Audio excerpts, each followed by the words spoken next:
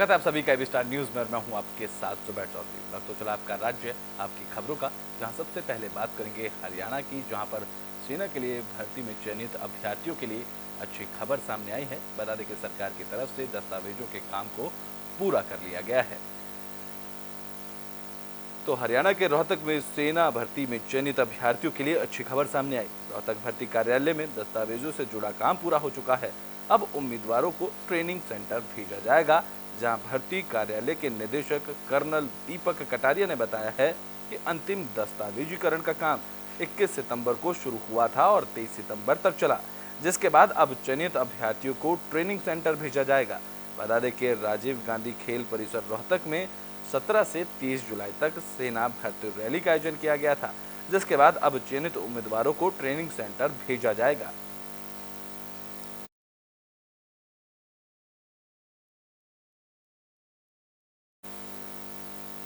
Bulletin में बात हरियाणा के रेवाड़ी की कर लेते हैं, जहां पर वीर शहीदी दिवस कार्यक्रम का आयोजन किया गया।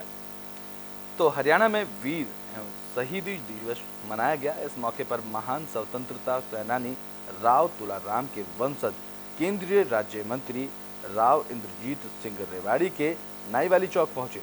उन्होंने राव तुलाराम की प्रतिमा पर माल्यार्पण किया और फिर राव तुलाराम पहुंचकर शहीद स्मारक पर श्रद्धा सुमन अर्पित किए। इस दौरान उनके साथ हरियाणा के सहकारिता मंत्री डॉक्टर बनवारी लाल और राज्य मंत्री ओम प्रकाश यादव समेत कई बड़े नेता मौजूद रहे। शहर के बाल भवन में जिला प्रशासन ने शहीदी दिवस कार्यक्रम का आयोजन किया था, जिसमें अमीर शहीदों के परिजन, वीरांगनाओं और स्वतंत्रता सेनानियों के वंशजों को सम्मानित भी किया गया। हमारे दिवस है और हरियाणा के अंदर इस दिन की छुट्टी मनाई जाती है। तो जितने भी शहीद हुए हैं, चाहे 1857 के हों, भाई फोन हटाना यार, या 1947 के या उससे पहले के हों, या 62 की लड़ाई हो, या 65 की लड़ाई हो, या 71 की लड़ाई हो, या ये बाद के अंदर 97-98 के अंदर जो कारगिल के अंदर लड़ाई हुई थी वो हो, जितने भी शहीद आज के दिन भी हमारे देश की अपनी जान दे रहे हैं, उसको उन सभी को नमन करने का दिन। बुलेटिन में बात कर लेते हैं जगदलपुर की, जहां पर सनातनी क्षेत्रीय मंच की तरफ से प्रदर्शन किया गया।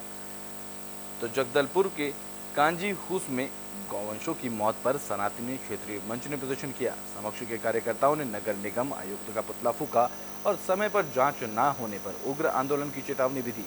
बता दें कि परपा के कांजी हाउस में मवेशियों की मौत के खिलाफ सनातन क्षेत्रीय मंच मंगलवार से अनिश्चितकालीन प्रदर्शन कर रहा है, लेकिन जब 2 दिन बीतने के बाद भी कोई कार्रवाई नहीं की गई तो समक्ष के कार्यकर्ताओं और पदाधिकारियों ने नगर निगम का घेराव करते हुए आयुक्त के खिलाफ जमकर नारेबाजी की। संगठन समक्ष के महामंत्री कुणाल ने बताया है कि निगम की लापरवाही की वजह से 16 गायों की मौत हुई है, जिसे पोस्टमार्टम के लिए बिना ही दफना दिया गया और निगम की गलती पर पर्दा डाला गया है। मेरा नाम खुशी सिंह।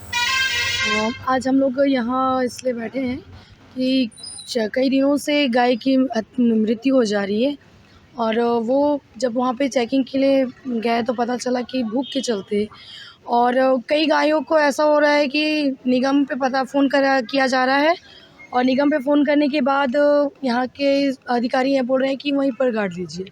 ना उनका पोस्टमार्टम किया जा रहा है, ना वहाँ देख रेख हो रही है, ना वहाँ ठीक से चेकिंग की हो रही है और डायरेक्ट वहीं गाड़ दिया जा रहा है, वहीं दफना दिया जा रहा है। और इस सारी चीज़ों को लेकर के हम लोग आयुक्त साहब के पास आए हैं, लेकिन आयुक्त साहब ने ये कह दिया कि मुझे इसकी कोई जानकारी नहीं है। जौहर है, सनातन क्षेत्रीय मंच में महामंत्री के पद पे हूँ।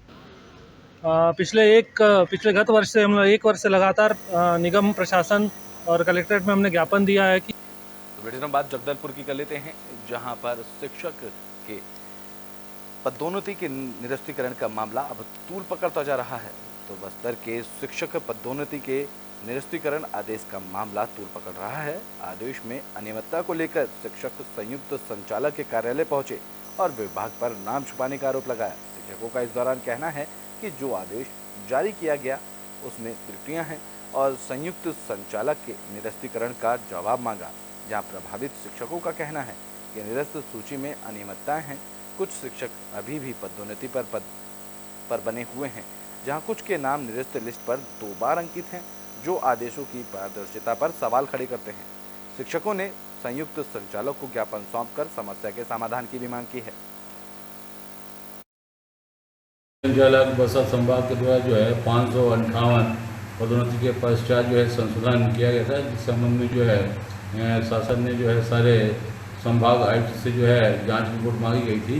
बस्तर संभाग के अंतर्गत 558 की सूची जो है जेडी के माध्यम से संभाग आयुक्त को गया था, जिस संबंध में जो है छत्तीसगढ़ शासन स्कूल शिक्षा विभाग ने जो है निरस्तीकरण का आदेश जारी किया है। और उसके पश्चात जो है कुछ इस प्रकार के शिकायत भी आ रही है कि उस 558 में जो है कुछ ऐसे कर्मचारी का प्रमोशन हुआ है जिनका सूची में नाम नहीं है। इस संबंध में जो है मेरे द्वारा समस्त 7 जिलों के जिला शिक्षा अधिकारी से जो है जानकारी मंगाई है। तत्काल जानकारी आने पर जो है शासन और कमिश्नर साहब को अवगत कराया जाएगा। मैं श्रीमती मोनिका उइके, पूर्व माध्यमिक शाला हाटगुड़ा, विकासखंड जगदलपुर से हूँ। मेरी पदोन्नति 7 फरवरी। तो बुलेटिन में बात कर लेते हैं बिहार के छपरा की, जहां स्वच्छता को लेकर कार्यक्रम का आयोजन किया गया। तो देश भर में स्वच्छता को लेकर अभियान चलाया जा रहा है। छपरा के परसा प्रखंड के मांडर में भी कार्यक्रम का आयोजन किया गया, जिसमें लोगों को कचरा प्रबंधन की जानकारी दी गई। जहां पंचायत भवन सभागार में आयोजित कार्यक्रम में बीडीओ ने कहा है कि कचरा प्रबंधन से गांव स्वच्छ और सुंदर होगा। बता दें कि लोहिया स्वच्छता अभियान के तहत मांडर पंचायत में कचरा प्रबंधन इकाई की शुरुआत की गई है। यह अभियान तभी सफल होगा जब सभी वर्ग के लोगों का सहयोग मिलेगा। वीडियो ने इस दौरान कहा कि अब मांडर पंचायत के 14 वार्डों में डोर टू डोर कचरा उठाया जाएगा। ये स्वच्छ भारत मिशन के तहत मांडर पंचायत में भी अब डोर टू डोर कचरा उठाव के लिए अभियान चलाया जा रहा है। उसी के तहत ये ई रिक्शा और ठेला दिया गया है ताकि हर वार्ड से कचरा उठा करके और यहाँ जो WPU बन रहा है उसमें जमा कराया जाए और ताकि इस गांव को भी स्वच्छ और सुंदर बनाया जा सके। इस अभियान के तहत ये आज शुरू किया गया। कितने वार्ड में सर इसका? ये 14 वार्ड है। 14 वार्ड के लिए गाड़ी। बिहार के बेतिया में भी स्वच्छता को लेकर कार्यक्रम का आयोजन किया गया। बता दें कि इस दौरान लोगों को स्वच्छता को लेकर जागरूक किया गया। तो बेतिया में जन जन तक स्वच्छता का संदेश पहुंचाने की कवायद की जा रही है। इस कड़ी में रामनगर के वार्ड नंबर 1 मुडीला में चौपाल लगाकर लोगों को जागरूक किया गया, जहां कार्यपालक पदाधिकारी ऋषिकेश अवस्थी, ब्रांड एम्बेसडर सदाकनंद शुक्ला और पार्षद आसिफ अली ने गंदगी ना फैलाकर वार्डों को स्वच्छ बनाने की अपील की और लोगों को स्वच्छता को लेकर जागरूक किया। जहां पार्षद आसिफ अली ने कहा है कि अगर आसपास गंदगी होगी तो स्मारक बीमारियां फैलेंगी। उन्होंने कहा है कि गंदगी को कचरे के डिब्बे में डालने की अपील की ताकि सफाई कर्मी को कूड़ा उठा सकें। इस दौरान रेनबो स्कूल के बच्चों ने स्वच्छता रैली के माध्यम से लोगों को जागरूक किया। इस जुलूस के माध्यम से आम लोगों को संदेश देना है कि सफाई के प्रति ध्यान रखें, कोई भी कचरा इधर उधर नहीं फेंकें। जो उसका जगह बनाया है डस्टबिन का यूज़ करें, अधिक से अधिक डस्टबिन का यूज़ करें और अपने आसपास की सफाई का ध्यान रखें। बुलेटिन में बात बिहार के पटना की कर लेते हैं, जहां महिला विधेयक बिल को लेकर सियासत गर्माती नजर आ रही है। तो देश की राजनीति इन दिनों नारी शक्ति वंदन बिल को लेकर गरमाई हुई है। लोकसभा और राज्यसभा में नारी शक्ति वंदन बिल को पास हो चुका है। वहीं बिल को लेकर श्रेय लेने की होड़ भी देखने को मिल रही है। बीजेपी से केंद्र सरकार का ऐतिहासिक काम बता रही है। वहीं विपक्ष का कहना है कि इस बिल को लाने का आइडिया ना ही बीजेपी का है और ना ही ये उनकी सोच है, इसलिए बीजेपी को बिल पास होने का पर श्रेय नहीं लेना चाहिए। अब मामले को लेकर बिहार सरकार के वित्त मंत्री विजय चौधरी ने केंद्र सरकार के सामने मांग रखी है। उन्होंने कहा है कि महिला आरक्षण बिल को लेकर लोकसभा चुनाव तो साल 2024 से पहले ही इसे लागू किया जाए। साथ ही महिला आरक्षण में पिछड़े अति पिछड़े वर्ग की महिलाओं के लिए आरक्षण का अलग से प्रावधान हो। उन्होंने कहा है कि महिला आरक्षण का जेडीयू ने समर्थन किया, लेकिन महिला आरक्षण में 2 शर्तें रखी गई हैं जो संदेह पैदा करती हैं। केंद्र सरकार का कहना है कि जनगणना और परिसीमन के बाद ही महिला आरक्षण बिल लागू होगा और जनगणना लोकसभा चुनाव के बाद कराई जाएगी। जहां विजय चौधरी ने कहा है कि जनगणना को रोकना और लंबित करना उचित नहीं है। परिसीमन की प्रक्रिया भी व्यापक होती है। जनगणना और परिसीमन के बाद महिला आरक्षण लागू करना पहली जैसा है। महिला आरक्षण विधेयक साल 2018 में आया था और राज्यसभा में पहले से ही पारित था। हम उसमें ये कह रहे हैं कि इस संविधान संशोधन को महिला आरक्षण के लिए लागू करने से पहले 2 शर्तें लगा दी गई हैं या 2 पेच लगा दिए गए हैं। एक तो जनगणना का काम पूरा होना और उसके बाद परिसीमन का कार्य पूरा होना, और इन दोनों की प्रक्रिया इतनी विस्तृत और इतनी लंबी होती है कि केंद्र सरकार किसी समय अपनी सुविधानुसार इसका समय टाल सकती है। इसी के नाम पर जो जनगणना का, अब समझिए 2021 की जनगणना 23 खत्म हो रहा है, उन्होंने कह दिया है कि 24 के बाद होगा, यानी 25-26 कब होगा उसमें भी डेट नहीं बताया गया है।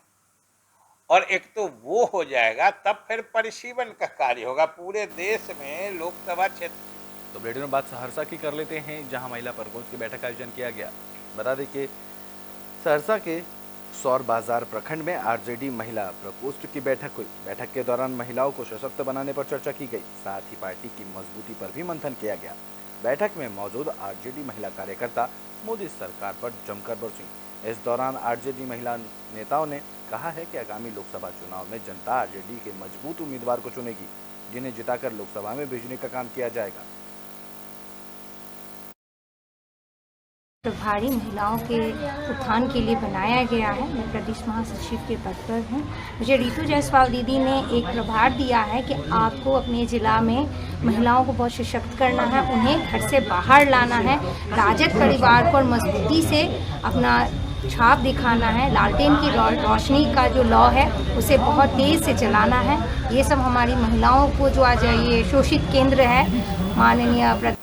तो बुलेटिन के आखिरी में बात कर लेते हैं यमुनानगर की, जहां प्लाईवुड फैक्ट्री में लाखों की लूट का मामला सामने आया है। तो हरियाणा के यमुनानगर में पुलिस को बड़ी कामयाबी मिली है। दरअसल यमुनानगर के खरवान इलाके में प्लाईवुड फैक्ट्री में लूट का मामला सामने आया था। 4 बदमाशों ने हथियार के बल पर लूट की वारदात को अंजाम दिया था, जिसमें से 2 आरोपियों को गिरफ्तार कर लिया गया है। बाकी 2 आरोपियों की पुलिस तलाश कर रही है। बता दें कि बुलेरो कार सवार बदमाशों ने प्लाईवुड फैक्ट्री में 15 लाख रुपए की नकदी और सोने के जेवरात की लूट की वारदात को अंजाम दिया था और मौके से फरार हो गए थे। जहां प्लाईवुड फैक्ट्री में कोई सीसीटीवी कैमरा भी नहीं था, लेकिन इसके बावजूद पुलिस ने 2 आरोपियों को गिरफ्तार कर लिया है। बाकी 2 आरोपियों की तलाश की जा रही है। जारी है। अभी तो इन्होंने यही बताया कि इन्होंने उसको मास्क करने की कोशिश की थी नंबर की, ताकि जब ये भागें तो इनको ट्रैक ना किया जा सके। पर जैसे मैंने बताया, काबिले गौर बात यह है कि इसमें कोई इनिशियली फैक्ट्री में भी कोई फुटेज अवेलेबल नहीं थी, तो हमारी टेक्निकल टीम ने, CIA टीम ने इसको कई 50-60 किलोमीटर तक इस गाड़ी को ट्रैक किया, जहाँ पे जो पब्लिक कैमरास उपलब्ध थे, और जहाँ पे ये रिवील हुआ नंबर्स, उसके बेस पे फिर हमें जो आगे इसमें सफलता मिली है। की दादरी से ही गिरफ्तार किया गया, क्योंकि जैसे मैंने ये गांव आपको बताया दुधवा, तो अभी तक यही आया है कि दुधवा और उसके आपका राज्य आपकी खबरों में भी के लिए बस इतना ही। देश और दुनिया की तमाम खबरों के लिए देखते रहें एबी स्टार।